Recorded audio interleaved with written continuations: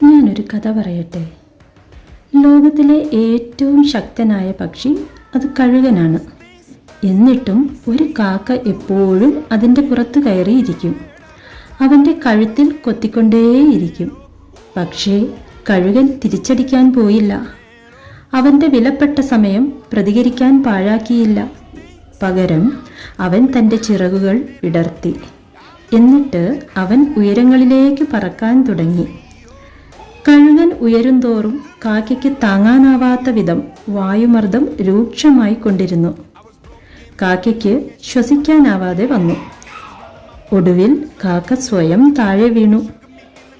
കാരണം കാക്കയ്ക്ക് ആ ഉയരം ഉൾക്കൊള്ളാൻ കഴിയില്ല.